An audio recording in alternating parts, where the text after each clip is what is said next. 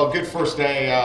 You know, in my observations relative to a good first day is we got a lot of work done, 2 hours of practice, and a lot of the things that I try to evaluate in the first day is that what's the carryover from, you know, last year to this year? Does it look like a whole new teaching progression that has to be laid down, or is there a great amount of carryover? And there was a great amount of carryover offensively.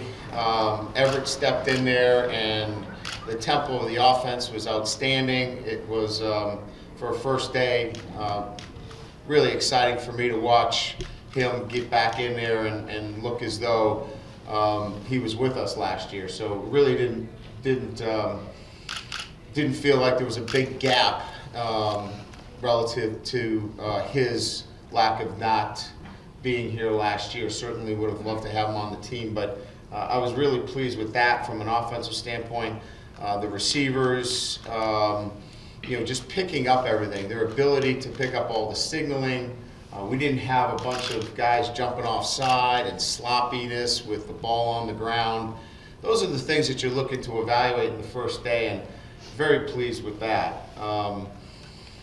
Defensively, you know, you can sense, you know, the expectations are not going to be within the grasp of any player on the defensive side of the ball with Coach Van Gorder. High expectations, he's coaching, and you love that because there's a lot going on defensively and high expectations for everybody on the defensive side of the ball.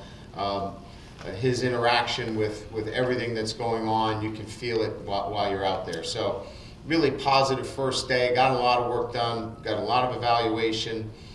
But again, from my perspective, when you look at your 15 days, this one goes in the bank as one that, you know, we got better today. Questions?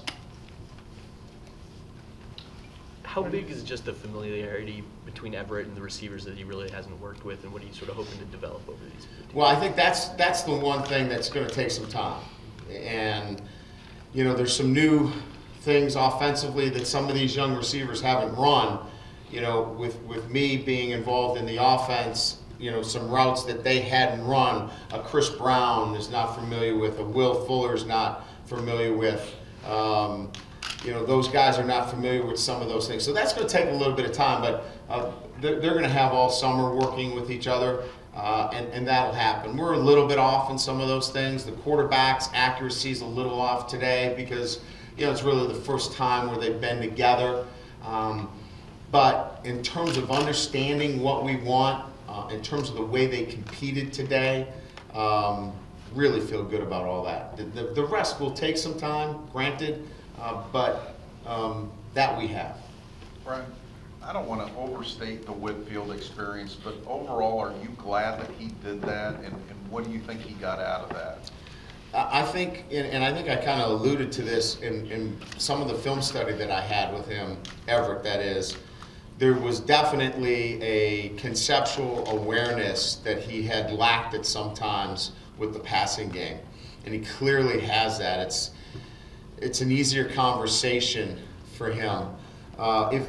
If I could give you the best way to explain it would be when he would explain his progression, it might take him 10 seconds. Well, you got 2.6 seconds to throw the ball.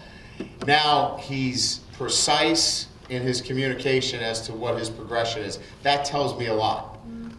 And so he's definitely made some strides, and I think there must have been some real good teaching there that has allowed him, you know, that opportunity to come in here and have a better sense of everything.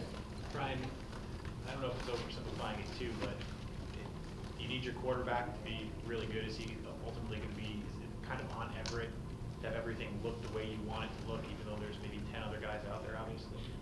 Absolutely. I think, you know, we could, look, your offensive line has to play well. He's got to protect the quarterback. You know, we've got to run the ball effectively, take care of it. But I think we all know college football and where it is. The quarterback is really going to be the centerpiece of this offense and the way we run it, and it's going to fall on him. And Today was a very good day for him in a first day. And again, we all live in the same world when it comes to the Notre Dame quarterback, and we're going to heap a lot on this kid's shoulders, and he knows that. That's why he came back to Notre Dame, because he wants that opportunity. But clearly, he's going to be the guy that drives this for us. Early impressions just have been working with Matt LaFleur and their interaction. Yeah, a lot of smiles, and I think there's good communication. There's a good connection. Early on, you can sense that there's going to be a strong relationship there. Are there other position battles that you're particularly interested in, or want to get sorted out sooner than others in spring? Well, relative to the battles, there's a lot of work to be done on the offensive line. There's probably 6 or 7 guys that are kind of lumped together. We got to kind of sort through that, and I think I think it was alluded to that in my press conference on Friday as to, what's the tackle situation going to look like, but even what's the 2 deep situation looking like. And as you know, this year we really had to kind of dig deep into the depth on the offensive line, and so we've got to sort that out. So that's a big piece on the offense. From a defensive standpoint, there's a number of things going on there. Who are the inside linebackers? Who are the corners? Who's the right corner, left corner situation? We know about Kaveri Russell. What's the safety? There's a lot of things going on, and today's just one day. But I think there's a lot going to be happening even at the safety position as we move through the spring. So a lot of things, a lot of dynamics. What I got out of today wasn't necessarily that as much as it didn't feel like we had to take a step back today. That was good for me. Brian, it seemed that in Come back to 2012, you. That's all right. Sorry. Go ahead. it seemed in 2012, Matthias Farley was making plays that he didn't make in 2013, making tackles. What was your evaluation of that, and how is he going to fit in at cornerback? Well, I think he's going to play more than corner. I think he's going to have a chance to play, some nickel for us, some corner. I think he's going to be involved in what we do defensively. I think the role is yet to be determined. He's a really good athlete. He's got a lot of snaps. He's played a lot of football. He played on an undefeated defense in the regular season 2 years ago. So I think we all recognize that. I think he was put into a very difficult situation. We were trying to get him to replace Zeke Mata and Harrison Smith. 2 pretty good players and 2 physical players, and he's not that kind of player. And so he kind of got that tag of, well, he's not as physical as him. Well, that's not his best trait. He's really smart. He's got some tools that I think, if we play him in the right position, can really help our defense. And so I'm not going to say he was unfairly evaluated in a sense, but he was put in a very difficult position last year, and we really think he can help our defense in a role that doesn't focus on him being, a hard-hit safety. We know the offensive line is very fluid, obviously, but what have you seen in Mike McGlinchey that gives you the confidence that he might be able to help right away this season? Well, he's a tough, physical kid, first of all.